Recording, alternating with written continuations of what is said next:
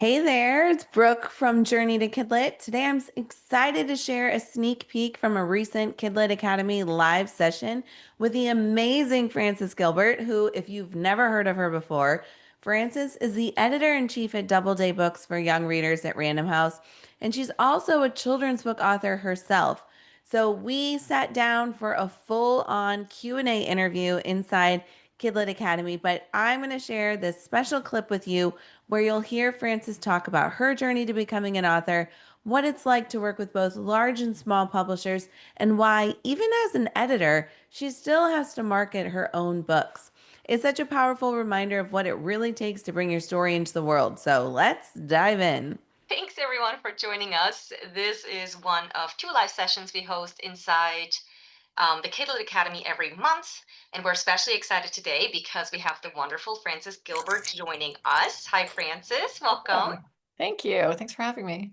As I always say before I start any talk, that I'm not here as a representative of Penguin Random House. I'm here as Frances Gilbert on her lunch hour. I currently work at Random House. I'm the editor-in-chief of Doubleday Books for Young Readers, which is an imprint largely of board books and picture books. I've been at Random House for 13 years. I've been an editor for over 30 years. My career started in at Scholastic Canada in Toronto, which is my hometown. I started in book clubs and book fairs, and I'm sure all of you who you're all former children, and I'm sure many of you have children, you know about Scholastic clubs and fairs. So I was a book club buyer for 6 years. So I didn't start out actually in editorial. I started out as sort of more of a product manager. But you recently sort of pivoted a little bit and became an author. Because when did your Go book come out? Go Girls Go came out in 2017. Yeah. And yeah, Was that thanks your, for mentioning that. yeah, was that your first one? It was my first picture book. I actually had a number of leveled readers published actually by Random House in the Step Into Reading program, which I'm sure many of you know. Um, it actually started out as a sort of a debate between me and my colleague, who is the editorial director of Step Into Reading. And we were talking about the color pink. This was when Pinkalicious was such a huge program. And I said, you should do a step in reading about the color pink. And my colleague didn't, that wasn't her vibe. And she said, I will never do that. And I said, no, you really should. And I kind of dared her. And I said, if I write you a leveled reader about pink that you like, will you publish it? It was really a joke. She said, yeah, sure. So I went home and I wrote it and I brought it back. And she said, oh, darn it, I actually like this. And then it turned out to be very successful. And so a friend of mine said, well, what would a Cars and Trucks book for girls look like? And I literally wrote it as an exercise, like as an academic exercise. And I didn't do anything with it for a couple of years. And then a friend of mine read it and said, this is really good. You should show it around. And I still didn't do that. And then a year later, that same friend said, no, really, you should share this. And I did. And I shared it with 5 different publishers, and I actually got 4 rejections, which I found really fascinating because all the rejections said different things about it. Some of them were totally in opposition. And I kind of thought it was funny, and I liked getting these rejections because it it showed me what it's like on the other side of the desk.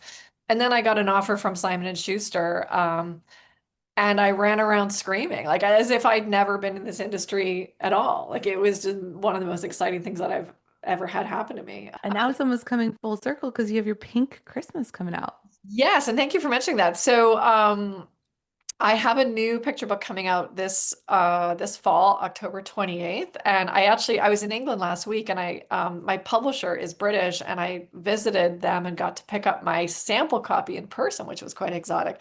And here it is. It's called I'm Dreaming of a Pink Christmas.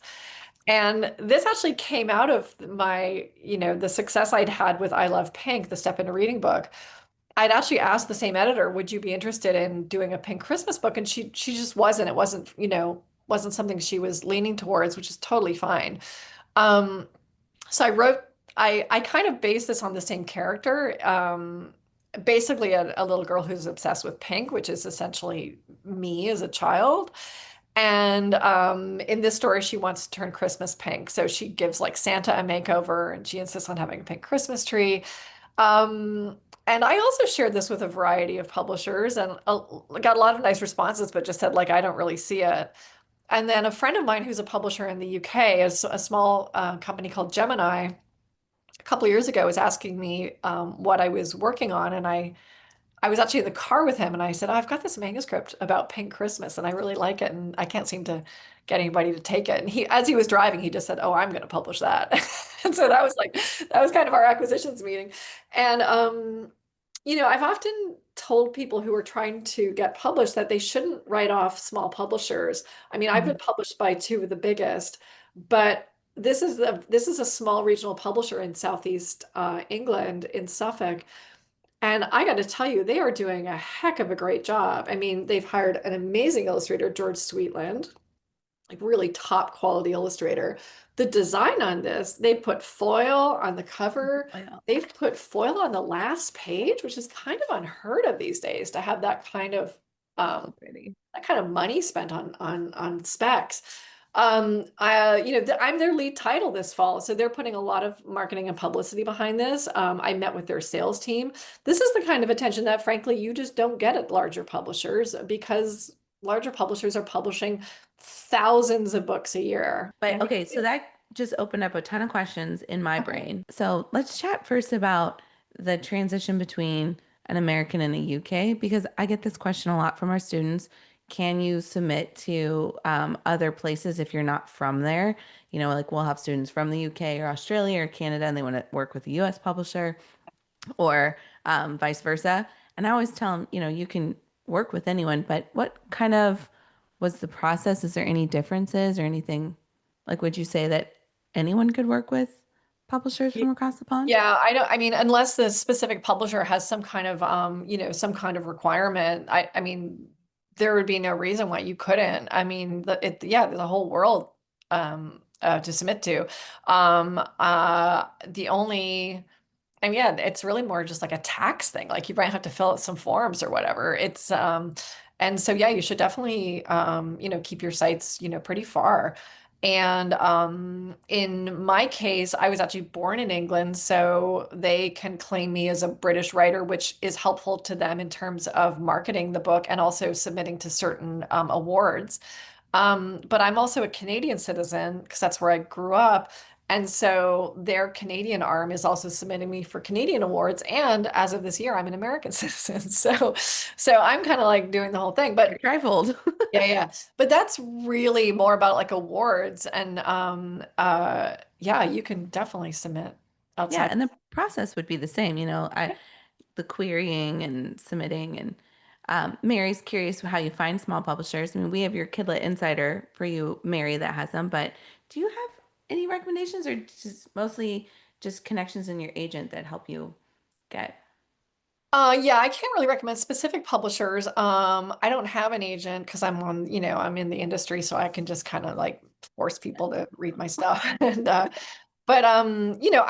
honestly I think it's a lot of it is Googling, and there's so much information that people are gathering, people in the same position as you who are gathering, and they'll look on Reddit or whatever. They'll share all kinds of information about publishers that they're keen on, and obviously going to conferences and working with organizations like this and just sharing information. And then of course, making sure that you look on their website and check their submission requirements, because most small and medium-sized publishers will accept non-agented submissions, but larger houses don't. How are you going to roll up your sleeves and help your publisher get to those people? So for instance, one of the things I'm doing with I Love Pink, every single night, I email 20 independent booksellers to say, hey, this is me and this is this book. It's a lot of work, but I'm committed to doing it. And closer to the pub date and also closer to Christmas, I'm going to start email or DMing influencers on Instagram who maybe have an entire Instagram reel or site about the color pink. There are people who just love pink and that's all they'll post about. So I'm going to get to them and I'm going to say, this book is coming out. Can I send you this? There are people who will have Instagram feeds about Christmas style. I'm going to get to them. Then, of course, there are people who have Instagram feeds about picture books and about picture book reviewing, and I'm going to get to them. I'm just going to rattle as many chains as possible. And that's something that I know that I have to do as an author because the the publisher just doesn't have the staff to do that. That's taking me hours every day. That's my evenings and weekends. Yeah. And so that's what you have to be committed to do. You can't expect that someone's going to do that work for you in a publishing house. It simply will not happen. I just love that you just mentioned that because, okay, guys, Frances is the editor in chief at Doubleday. She's big deal. She's got a lot of stuff on her plate and she's still marketing her book because so many people, when they have a book, they expect the publisher to do a lot of the marketing for them. So that's a really great example of no, you gotta, it doesn't matter who you are, you have to cheerlead for your own book. Yeah. Yeah, you really do. I mean, we have a huge publicity and marketing department, but we publish thousands of books a year. So if I Love Pink was being published by my company, I know that there isn't going to be a publicist who's spending hours a day trying to contact people about Christmas or about the color pink. That person has much bigger things to do. So you're going to get, the base level of marketing support. They're going to send your book out to reviews for reviews, and you're going to be included for like perhaps roundups and Publishers Weekly, and every book is going to be sold in by the sales force. But that kind of extra stuff is absolutely, whether you're publishing with a small publisher or a large one, that is absolutely on the shoulders of the author. If you liked this sneak peek from today's interview, you can catch the full replay right now inside Kidlit Academy. This is where we invite authors, editors, agents from major industry leaders here within the children's book industry to come talk to us and our students about what it takes to be successful as a children's book author. If you want to get signed up, the link is available right now inside the description. Otherwise, visit journeytokidlit.com/Kidlit Academy, and I will see you for our next live event.